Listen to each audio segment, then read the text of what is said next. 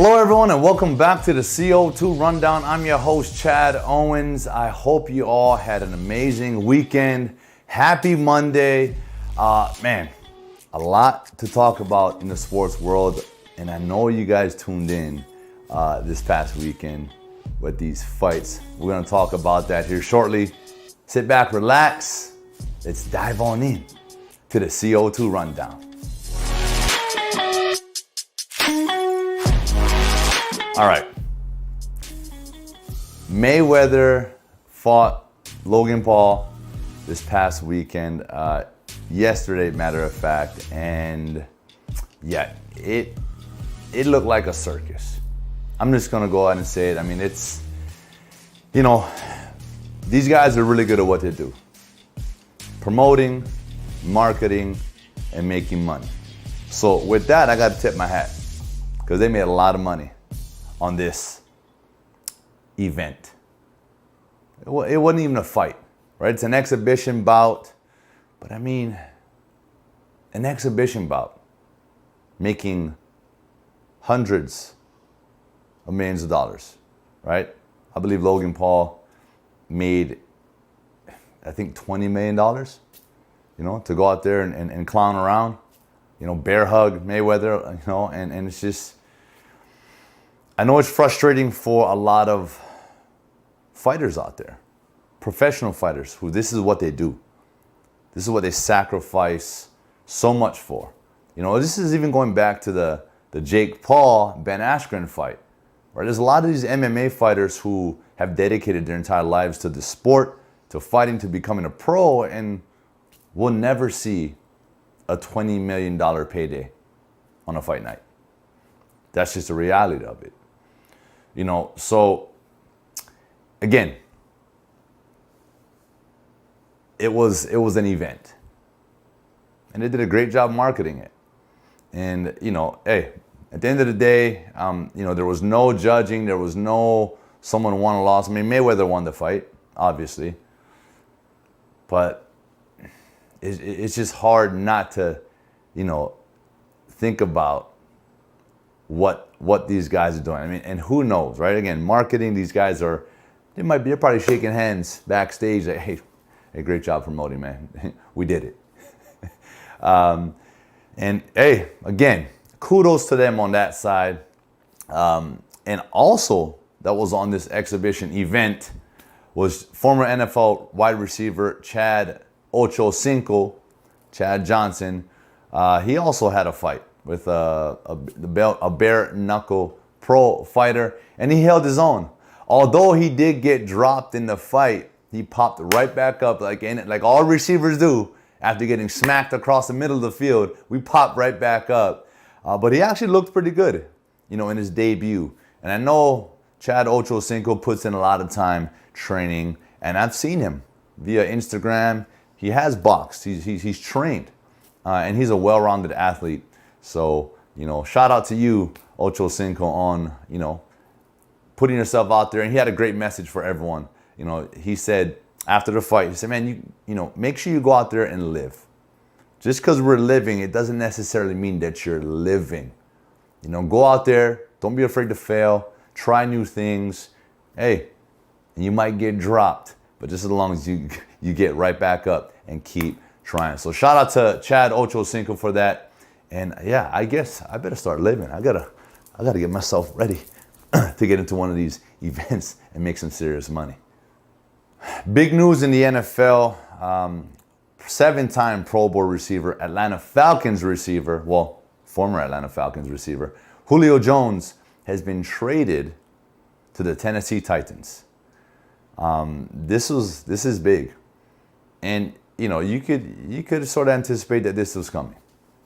You know, Matt Ryan, Julio Jones, longtime quarterback, you know, in Atlanta, retired, done. And Julio wants to go on and win a Super Bowl like every other receiver. And he wants to do it with a quarterback that he feels has the potential to get them there and to get him some footballs. Now in this trade, the Atlanta Falcons received a 2022 second round pick and a 2023 fourth round pick from the Titans.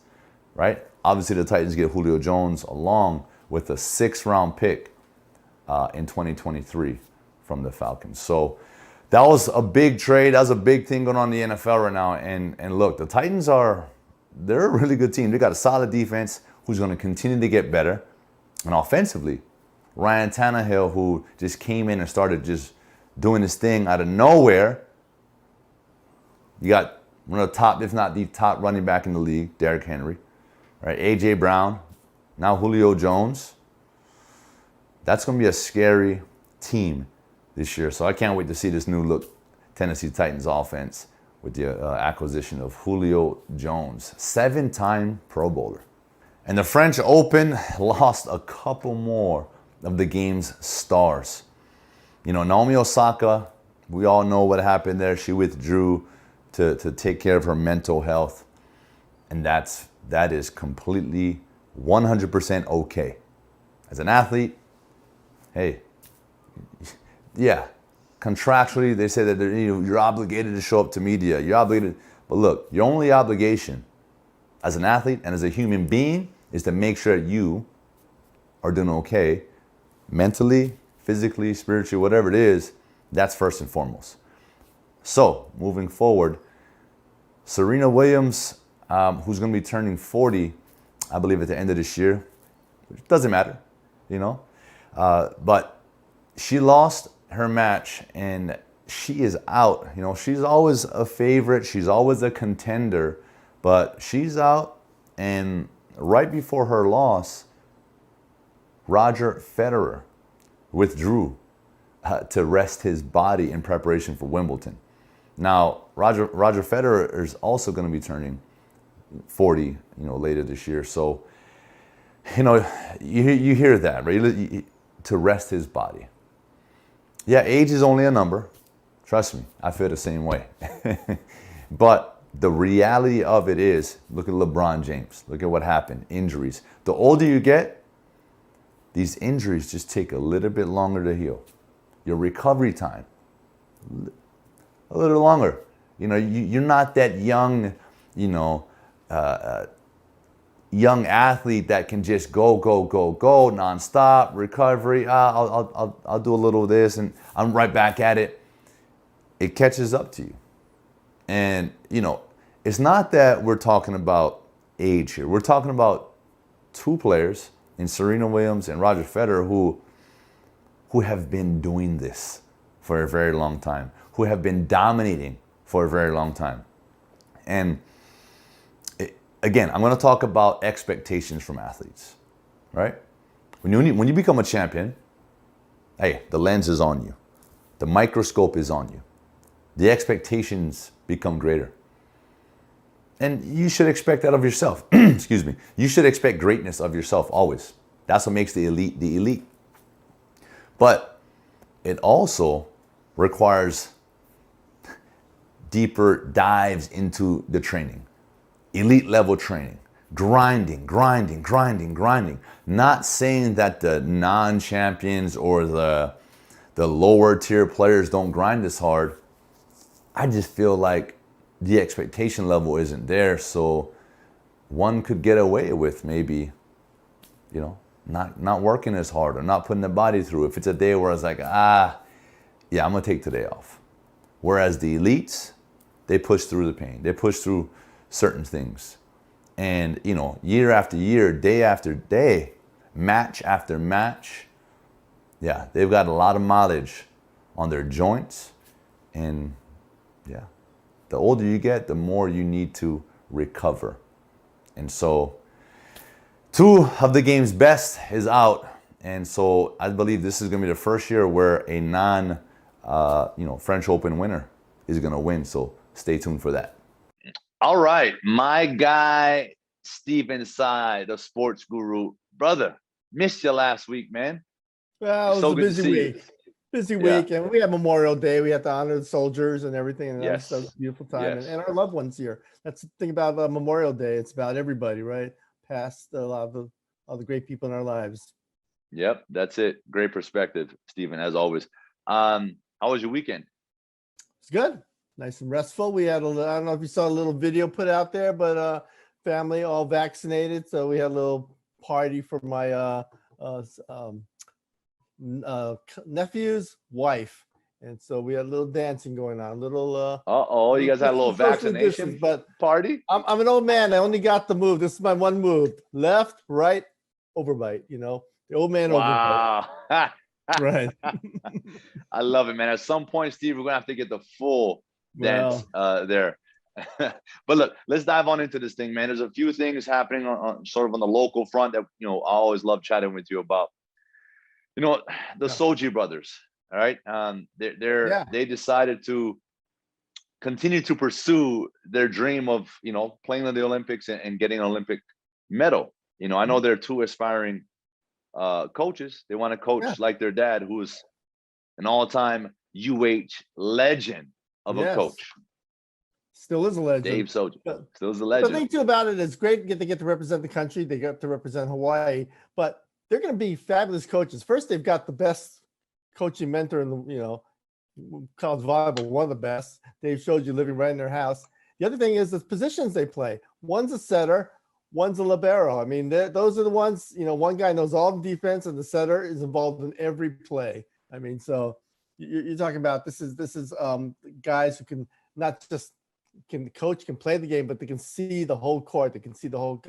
It's kind of like I guess a quarterback or maybe an offensive lineman where they understand the concepts of everything. I think they'll be not just great representatives at the Olympics, but they're going to be pretty good coaches going forward.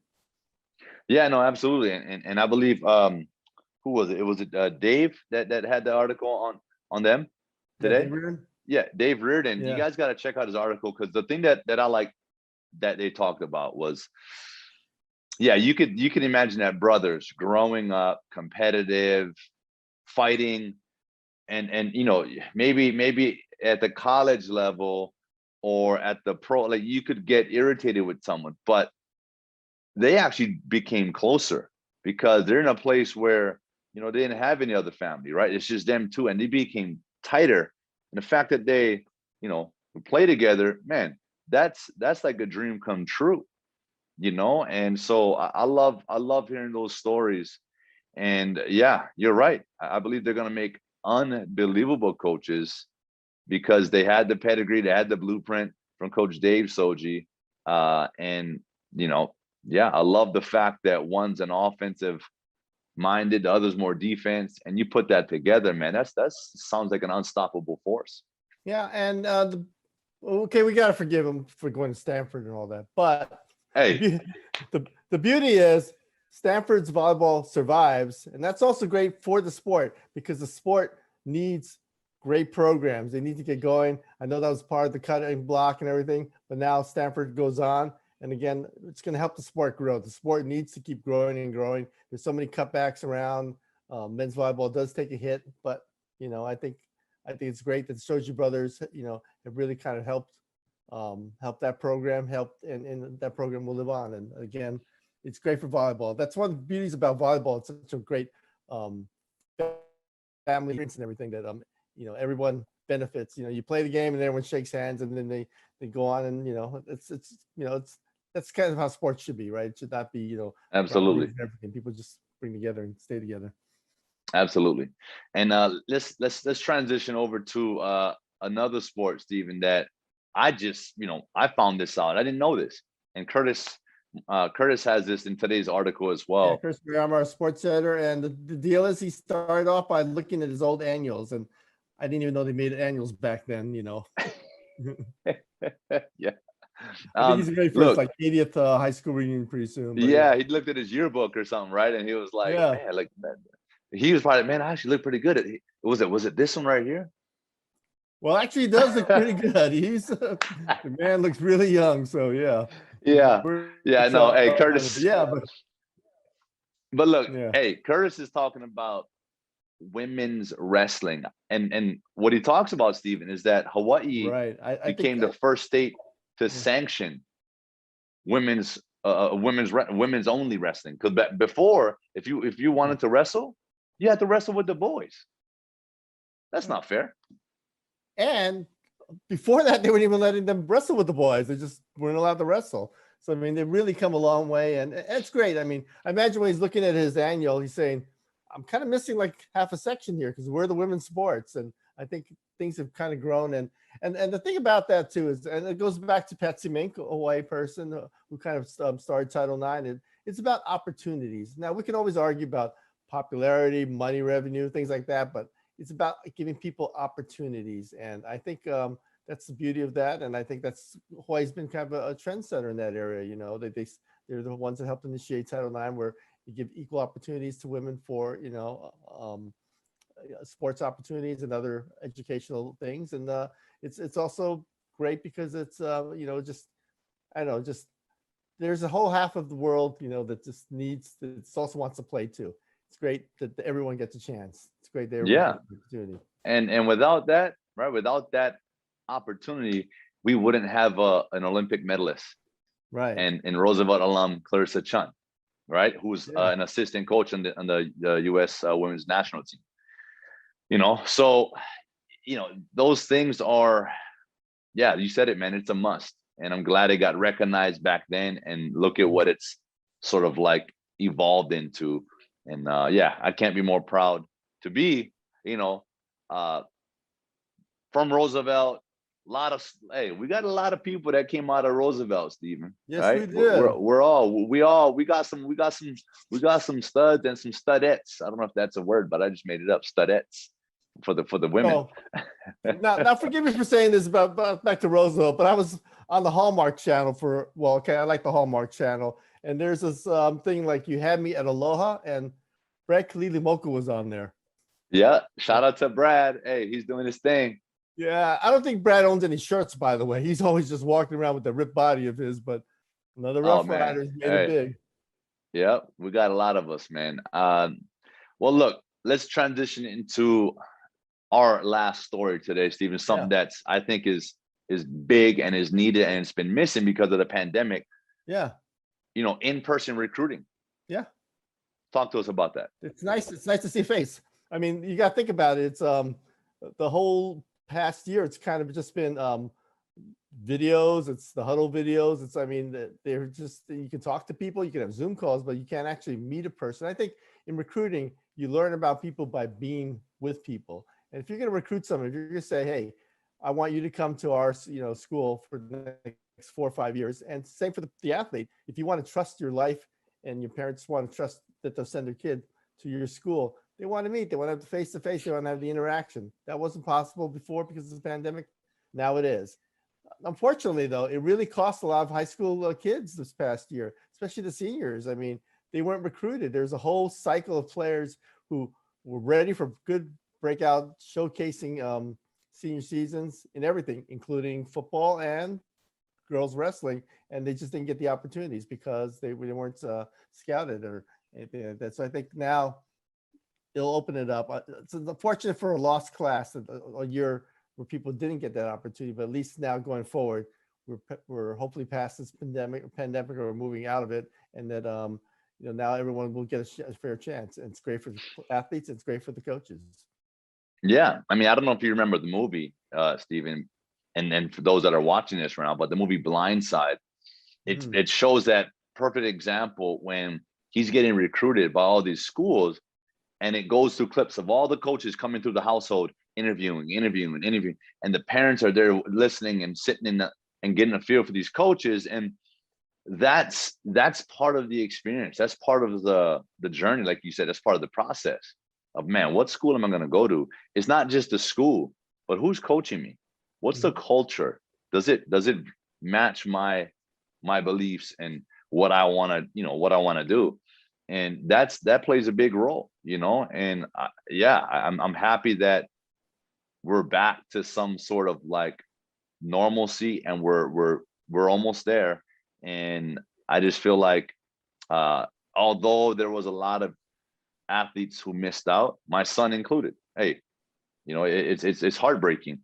But I'm going to say this, Stephen, the athletes the seniors that was last year and this year, that's 2 years of these athletes having to go through this stuff. And I've said it before, this is going to be the hardest piece of adversity that they've had to go through. And if they grow from this, I hope they all grow from this and they take that piece. They're going to be so prepared for life, in the future and whatever they got coming or whatever they want to do, because they had to endure, such a tough thing that you're asking high school kids to go through. So they're more equipped. They missed out on some opportunities, but hey, you go out and create your opportunities. You can go out and achieve and attain any goal that you want to, Stephen. Doesn't matter. I walked on. I didn't get recruited. I didn't get to, have a coach sit in my living room. I didn't get to pick the hat I wanted and I'm going here. Like, I didn't get to do any of that. Right, Steve? Well, you picked the hat. So, you just have to buy your own hat. Yeah. I chose Hawaii, because I wanted to play at home and all that stuff. So, you're right. I had to buy it. I had to pay for that, for the first year and a half, 2 years, right? So anyway, all the opportunities, all their possibilities, all their dreams are still right there in front of them. And they just got to go out and work for it. So definitely excited though, Stephen, that in-person recruiting is back and all these kids, the families are going to be able to experience that again. And your younger self is an example of everything we talked about too, is that they're only 18, 17-year-olds. Their life is ahead of them. They can still fulfill these dreams. They might not have had a real prom. They might not have had the in-house visits and all that, but they can do so much more because their life is there's so much life ahead of them and so much great things ahead of them. And now that you're right, now they've overcome the tough parts, the adversity, life can maybe a little bit simpler. They have a better perspective and they'll be ready for a life because, life is full of adversity. It's better to get the experience now and everything than it is later in life. Yeah. And I'll just end with this, Stephen, like a lot of these athletes are like being going to college, playing athletics, becoming a pro athlete. That's the goal. That's always got to be the goal. But if I had a message from my younger self, it was make sure you have that secondary passion. Mm-hmm. Make sure you're building that model car on the side, mm-hmm. right? So that if when the time does come, when sports is done or whatever, hey, you got this vehicle ready to go, right? There's so much more opportunities for these kids today to earn an income and to do things, than before. So, take advantage of that. All you young athletes, make sure you guys have that secondary passion. And if you go to college, don't just go to college to go to college. Go to college and make sure you're studying what you want to learn and what you want to use, for your career. And that's the beauty of when you went to college, because when you're paying for it the first 2 years, hey, you're taking classes, you're studying everything because you're paying for that. And so, I think, when you go to college, if you get the opportunity, take all the classes you want to take, experience it, because you know what? Life isn't so great out there. The real world's not so great. Enjoy college, enjoy growing up, because things can be a little rougher out there. But yeah, it can be tough, Steve. It can be tough. But hey, we want that. We don't want it easy, Stephen. We want it tough so we can battle through and enjoy that sweet victory. So, look, Stephen, man, thank you so much for joining us. As always, we had to make up for lost time last week, so we did a little extra today. There you go. So I appreciate you, man. Enjoy the rest of the day. I hope you have an amazing week. Okay, take care. Have a good one. And I can't wait to see that dance later. Okay. All right. Hello. And that is it for today's show. I want to thank you all so much for tuning in. I know it was a long one, but like I said, I had to make up time with my guy, Stephen Tsai. Thanks again so much for that, brother. And thank you guys again for tuning in. Hope you guys are having a solid start to your week. I'll see you all on Hump Day Wednesday.